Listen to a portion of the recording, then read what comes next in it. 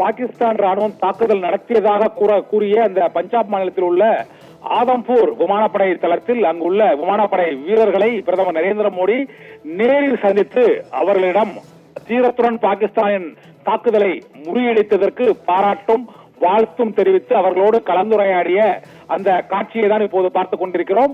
நாட்டு மக்களுக்கு நேற்று உரையாற்றிய பிரதமர் நரேந்திர மோடி சிந்தூர் தாக்குதலுக்கு பிறகு தாக்குதல் நடத்தப்பட்டதில் இந்தியாவின் இரண்டாவது முக்கிய விமானப்படை தளமான பஞ்சாப் மாநிலம் ஆதம்பூரில் உள்ள அந்த விமானப்படை தளத்திற்கு நேரில் சென்று அங்கு பாகிஸ்தானின் தாக்குதலை களத்தில் நின்று எதிர்கொண்டு முறியடித்த அந்த விமானப்படை வீரர்களை நேரில் சந்தித்து அவர்களுக்கு வாழ்த்தும் பாராட்டும் கூறிய அந்த காட்சியை தான் பார்த்துக் கொண்டிருக்கிறோம்.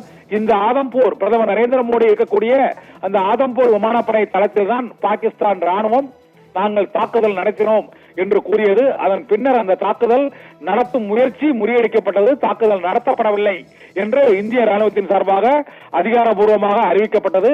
இதனால் அந்த சென்சிட்டிவான ஆதம்பூர் விமானப்படை தளத்தில் உள்ள அந்த ராணுவ வீரர்களை, விமானப்படையின் வீரர்களை பிரதமர் நரேந்திர மோடி நேரில் சென்று சந்தித்து அவர்களோடு கலந்துரையாடி அவர்களுடைய அந்த பாகிஸ்தான் ராணுவத்தின் தாக்குதலை தீரத்தோடு எதிர்கொண்ட அந்த விமானப்படை வீரர்களோடு கலந்துரையாடி அவர்களுக்கு ஒரு மாரல் பூஸ்டராக பிரதமர் நரேந்திர மோடி கலந்துரையாடி வாழ்த்தும் பாராட்டும் தெரிவித்து அவரை உற்சாகப்படுத்திய அந்த காட்சியை தான் இப்போது பார்த்துக் கொண்டிருக்கிறோம்.